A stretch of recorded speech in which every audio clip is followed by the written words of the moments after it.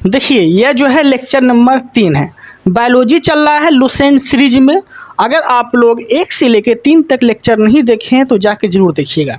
क्यों? क्योंकि हम काफ़ी एक्सप्लेन कर रहे हैं, काफ़ी अच्छे से पढ़ा रहे हैं और काफ़ी अंदर घुस के पढ़ा रहे हैं, डीप पढ़ा रहे हैं। ठीक है, चलिए स्टार्ट करते हैं। देखिए सेल देख रहे थे, सेल में हम कोशिकाओं के बारे में देख रहे थे, मतलब सेल के अंदर क्या क्या चीज़ हुआ करते थे। ठीक है, जैसे गोल्जी बॉडी हो गया, माइटोकॉन्ड्रिया हो गया, ये सब हुआ करते थे, तो वो हम देखेंगे आज। ठीक है, देखिए सूत्रकणिका, सूत्रकणिका समझिएगा। सूत्रकणिका किसे बोलते हैं? बोलते हैं हम लोग माइटोकॉन्ड्रिया को। माइटोकॉन्ड्रिया का ही हिंदी में क्या बोलते हैं? सूत्रकणिका बोलते हैं। ठीक है, अब देखिएगा सूत्रकणिका मतलब इसकी खोज पूछेंगे आपसे, इसके खोज कौन किए थे, तब आप क्या बोलेंगे? तो इसके खोज किए थे अल्टमैन। ठीक है, माइटोकॉन्ड्रिया के खोज कौन किए थे? अल्टमैन किए थे। ठीक है, आगे देखते हैं। लेकिन अगर नामांकन पूछ लिया आपसे कि इसका नामांकन कौन किए थे, तो वो किए थे सी बेंडा। कौन किए थे? बेंडा। बेंडा जो है यह माइटोकॉन्ड्रिया का नामांकन किए थे, जबकि खोज जो है अल्टमैन किए थे। खोज कौन किए थे? अल्टमैन किए थे। ठीक है, अब ध्यान से समझिएगा, ये हो गया माइटोकॉन्ड्रिया। देखिए देखिए ये जो है ये हो गया माइटोकॉन्ड्रिया। ठीक है, ये माइटोकॉन्ड्रिया हो गया। माइटोकॉन्ड्रिया के अंदर क्या क्या चीज़ मौजूद होते हैं वो समझिएगा। माइटोकॉन्ड्रिया में आपको आरएनए देखने को मिलेगा, डीएनए देखने को मिलेगा, राइबोसोम देखने को मिलेगा, मैट्रिक्स देखने को मिलेगा। ठीक है, ये सब माइटोकॉन्ड्रिया में पाए जाते हैं, माइटोकॉन्ड्रिया के अंदर। ठीक है, माइटोकॉन्ड्रिया में जो है दोहरी झिल्ली होती है। माइटोकॉन्ड्रिया में दोहरी झिल्ली की आकृति पाई जाती है। दोहरी झिल्ली का अर्थ ये हो गया 1 और 2, मतलब दोहरी झिल्ली की ये बनी होती है। ठीक है, अब देखिएगा क्रिस्टी, ये दिख रहा होगा आपको क्रिस्टी। क्रिस्टी किसे बोलते हैं? क्रिस्टी पूछेगा आपसे, क्रिस्टी बोलते किसे हैं? तो क्रिस्टी बोलते हैं माइटोकॉन्ड्रिया के अंदर जो उंगली नुमा संरचना होती है उसे बोलते हैं हम लोग क्रिस्टी। आप लोग को दिख रहा होगा कि ये जो उंगली नुमा संरचना है, ठीक है, उसे बोलते हैं हम लोग क्रिस्टी। ठीक है, उंगली नुमा संरचना को।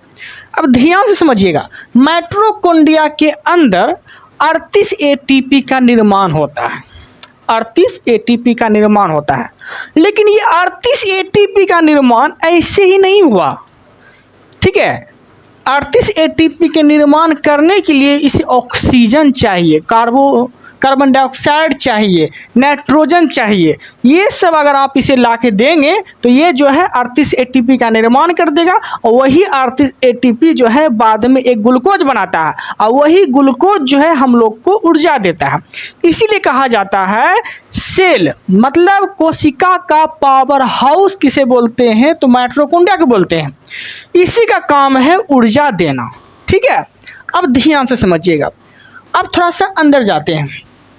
देखिए 38 एटीपी उत्पन्न करता है। एटीपी का पूरा नाम पूछ लेगा आपसे। ठीक है, एटीपी का पूरा नाम क्या है? तो एडेनोसिन ट्राइफॉस्फेट, एडेनोसिन ट्राइफॉस्फेट होता है एटीपी का पूरा नाम। ठीक है, कोई दिक्कत नहीं है। और 38 एटीपी बराबर कितना ग्लूकोज बनता है? तो 1 ग्लूकोज बनता है। कितना बनता है? 1 ग्लूकोज बनता है। और ग्लूकोज का सूत्र क्या होता है? C6H12O6। ठीक है, ये ग्लूकोज का सूत्र होता है, नो डाउट। अब ध्यान से समझिएगा, इसी कोशिका का ऊर्जा घर बोलते हैं। ठीक है, पावर ऑफ सेल। आप समझिएगा, इसमें जो है क्रेब्स चक्र, इसमें क्रेब्स चक्र जो पाए जाते हैं ये मैट्रिक्स में संपन्न होती है। मतलब कहने का अर्थ ये समझिए, क्रेब्स चक्र, माइटोकॉन्ड्रिया में क्रेब्स चक्र पाया जाता है। और वही क्रेब्स चक्र में जब आप नाइट्रोजन ला के देंगे, ऑक्सीजन ला के देंगे, कार्बन डाइऑक्साइड ला के देंगे, तो उसी से ट्रांसफर होके उसी से प्रोसेस से क्या उत्पन्न होता है? 38 एटीपी उत्पन्न होता है। अब थोड़ा सा अंदर जाते हैं, समझिएगा। देखिएगा श्वसन, थोड़ा श्वसन से हम कनेक्ट करते हैं। ठीक है, तब आपको ज़्यादा समझ में आएगा। देखिएगा वातावरण में नाइट्रोजन कितना है? 78% है। ऑक्सीजन कितना है? 21% है। कार्बन डाइऑक्साइड कितना है? 0.03% है। ठीक है ना। अब देखिएगा श्वसन के माध्यम से हम समझेंगे कि माइटोकॉन्ड्रिया के अंदर कैसे एटीपी का निर्माण होता है। ध्यान समझिएगा, तो ये हो गया श्वसन। अब श्वसन किसे बोलते हैं? तो सांस लेने और सांस छोड़ने की क्रिया को श्वसन बोलते हैं। जब हम सांस ग्रहण करते हैं, ग्रहण किए तो वातावरण में जितना ऑक्सीजन है, जितना नाइट्रोजन है, वो भी हम ग्रहण कर लिए। तो ग्रहण करने की क्रिया को बोलते हैं इनहेलेशन, और छोड़ने की क्रिया बोलते हैं एक्सहेलेशन। मतलब कहने का अर्थ ये समझिए हिंदी में कि सांस जब अंदर ग्रहण करते हैं तो नाइट्रोजन जितना है वातावरण वो ले लेते हैं। तो यही नाइट्रोजन, ऑक्सीजन और कार्बन डाइऑक्साइड ग्रहण करके हम कहाँ रखते हैं? फेफड़ा में रखते हैं। समझिएगा, वहाँ माइटोकॉन्ड्रिया के पास हम जाएंगे अभी। सारा ऑक्सीजन, नाइट्रोजन, कार्बन डाइऑक्साइड ग्रहण करके हम कहाँ रखते हैं? फेफड़ा में रखते हैं। और फेफड़ा में जैसे ही आप रखेंगे तो वहाँ आरबीसी को पता चलेगा। आरबीसी मतलब ब्लड को पता चलेगा। ब्लड जो है दौड़ के आएगा, फेफड़ा के पास दौड़ के आएगा, और सारा gas, nitrogen, oxygen, carbon dioxide, सारा गैस को उठा के ऐसे बोरा में पैक करके उठा के दौड़ के लेके जाएगा। कितना के रफ्तार में? 120 के रफ्तार में। इसी को बोलते हैं सिस्टोलिक, इसे बोलते हैं सिस्टोलिक। और नीचे वाला क्या बोलते हैं? डायस्टोलिक। तो मनुष्य का जो रक्तचाप होता है कितना होता है? 120/80 होता है ना। तो सारा जो है नाइट्रोजन, ऑक्सीजन, कार्बन डाइऑक्साइड उठा के ऑक्सीजन पूछेगा आपसे कि ब्लड का काम क्या है? तो ऑक्सीजन का परिवहन करना, गैसों का परिवहन करना। कौन करते हैं? परिवहन का अर्थ क्या हो गया? लेके ढोना, लेके जाना। तो ऑक्सीजन का परिवहन करना, नाइट्रोजन, कार्बन डाइऑक्साइड, ये सब को उठा के कहाँ से? फेफड़ा से। किसको देता है? कार्बन डाइऑक्साइड ये सब किसको देता है? ये देता है माइटोकॉन्ड्रिया को। किसको देता है? माइटोकॉन्ड्रिया देता है। कौन देता है? आरबीसी मतलब ब्लड, ठीक है, ब्लड देता है। और यही माइटोकॉन्ड्रिया में क्रेब्स चक्र चलते रहता है, धर धर धर धर धर धर धर धर, ठीक है, क्रेब्स चक्र चलता है। और वही क्रेब्स चक्र चलने के दौरान 38 एटीपी का निर्माण होता है। 38 एटीपी का निर्माण होता है। यही 38 एटीपी एक ग्लूकोज बनाता है, और वही ग्लूकोज मुझे ऊर्जा देता है। समझ में आ गया होगा क्रेब्स चक्र का काम क्या है? कैसे गेहूं पिसाने के लिए जाते हैं ना बोरा में पैक करके, तो कैसे एकदम गेहूं आटा बन के आता है। तो वैसे ही समझिएगा, ग्रहण जितना ग्रहण किया, तो अब देखिए कचरा उचरा जो निकलने वाला है, मतलब नाइट्रोजन 78% ग्रहण किए थे, तो अब छोड़ेंगे। जो ब्लड लेके गया था माइटोकॉन्ड्रिया के पास सारा चीज, अब वो कुछ तो रिलीज करेगा ना माइटोकॉन्ड्रिया, तो वो रिलीज करता है। रिलीज कैसे करता है तो समझिएगा।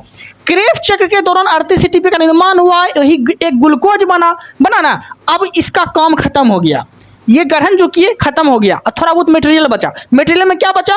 तो नाइट्रोजन 78% ग्रहण किए थे, तो 78% ही छोड़ देते हैं। माइटोकॉन्ड्रिया क्रेब्स चक्र के द्वारा 78% ही छोड़ देते हैं। CO2 जो है, CO2 0.03% ग्रहण किए थे, छोड़ता कितना है? 4% छोड़ता है। क्यों? क्योंकि ऑक्सीजन ग्रहण किए थे हम लोग 21% ग्रहण किए थे, छोड़ेगा कितना? 17%। 4% जो है घट के कार्बन डाइऑक्साइड में बदल जाता है।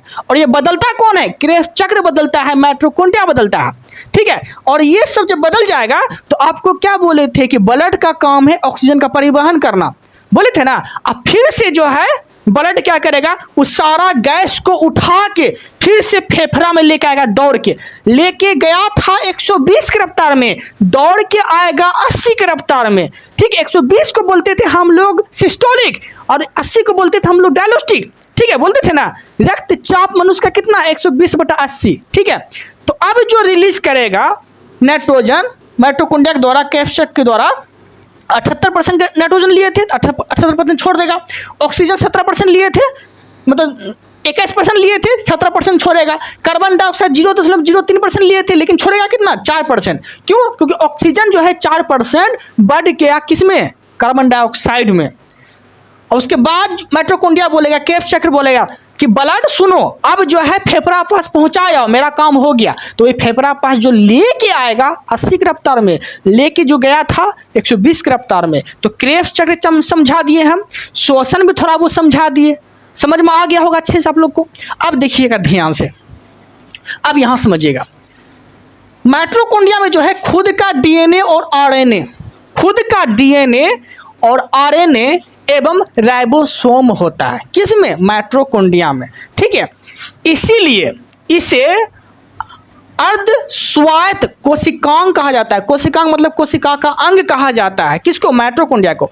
अब समझिएगा माइटोकॉन्ड्रिया किसमें पाए जाते हैं और किसमें नहीं पाए जाते हैं। तो समझिएगा, ये पेड़ पौधे तथा जंतुओं की समस्त जीवित कोशिकाओं में पाया जाता है।